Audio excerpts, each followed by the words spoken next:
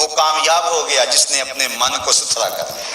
حسد، بغض، کینہ، کفر، شرک، نفاق، یہ ساری بیماریاں کھرچ دی اور اپنے اندر کو ستھرا کر دیا، پاکیزہ ہو گیا، صاف اور ستھرا اپنے من کو اس نے خوبصورت بنا لیا۔ قد افلح، وہ شخص کامیاب ہوا، وہ شخص مراد کو پہنچا۔ کون؟ من تزکا، جس نے اپنا تزکیہ نفس کیا، جس نے اپنے باطن کی صفائی کی، باطن کی ستھرائی کی۔ باہر تو بڑا سوار کے رکھا، کلف لگے کپڑے بھی پہنے، ایک داغ بھی لگ گیا تو کپڑے اتار دیے، ایک جو ہے وہ تریز بھی ٹوٹ گئی تو جو ہے وہ دوبارہ کپڑے، کہا کہ نہیں یہ میرے لیے مناسب نہیں، میں نے بڑی عالی نسب دعوت میں جانا ہے، بڑا اہتمام کیا، اپنی داڑھی بھی رگڑ کے مونڈی کہ میں ذرا اچھا لگوں۔ کیا کچھ نہ کیا اس ظاہر داری کے لیے۔ کبھی من کے گند بھی دیکھے کہ اندر گند کتنے ہیں، اندر کتنی غلاظتیں بھری ہوئی ہیں، اندر کتنی جو ہے وہ نجاستیں بھری ہوئی ہیں، بغض اندر، حسد اندر، کینہ اندر، نفرتوں کے بیج اندر اگے ہوئے ہیں، اور وہ ایسے شجر بنے ہوئے ہیں کہ اس کے کانٹوں سے اندر زخمی ہو گیا ہوا ہے۔ تو کہا قد افلح، کامیاب ہوا، من تزکا، جس نے اپنا تزکیہ کیا، اپنے باطن کی صفائی کی۔ اچھا باطن کی صفائی کیسے پتا چلے گا؟ وَذَكَرَ اسْمَ رَبِّهِ، جس کا اندر صاف ہوگا اس کے لبوں پہ رب کا نام ہوگا۔ وَذَكَرَ اسْمَ رَبِّهِ، اپنے رب کا نام جپا، اپنے رب کا نام پڑھا، اللہ اللہ کی صدائے دل نواز لگائی۔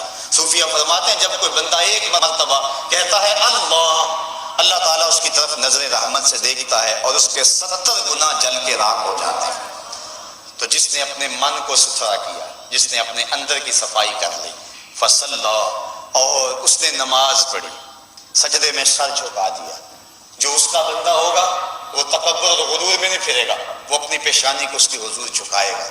وہ کہتا ہے اس نے مجھے پیدا کیا، اس نے مجھے تخلیق کیا، اس نے مجھے عزت دی، اس نے مجھے جوانی دی، اس نے مجھے صحت دی، اس نے ہواؤں کے مشکیزے میرے نتنوں کے قریب رکھ دیے، اس نے وافر پانی مجھے دی، آسمان کی چھت تان دی، زمین کا فرش بچھا دیا، کتنا کچھ میرے مالک نے مجھے عطا کیا، تو کیسے ہو سکتا ہے کہ میں اس کے حضور سجدہ بھی نہ کروں، اس کے حضور اپنی پیشانی کو بھی نہ رکھوں؟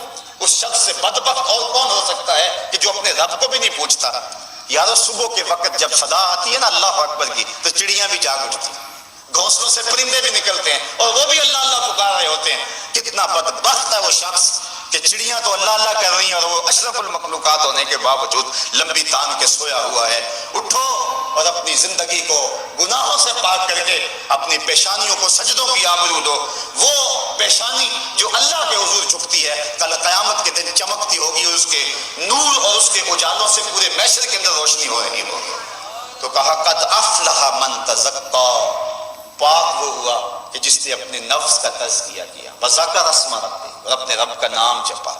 حضور فرماتے ہیں ذاکر اللہ فی الغافلین کشجرۃ الخضراء فی وسط الحشیم، غافلوں میں اللہ کا ذکر کرنے والا ایسا ہے جس طرح سوکھی سڑی گھاس کے اندر کوئی شجر سایہ دار ہوتا ہے، جو پوزیشن وہاں اس درخت کی ہے ذکر کرنے والے کی کیفیت اس انداز سے ہے۔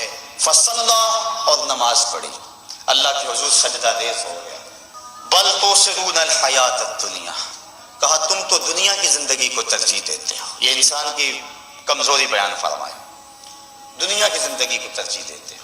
حضور فرمایا مجھے اس بات کا کوئی ڈر نہیں ہے کہ میرے بعد تم شرک کرو گے، یہ بخاری شریف کی روایت ہے، پتہ نہیں لوگوں کو کیوں فکر ہے کہ امت مشرک ہوگی۔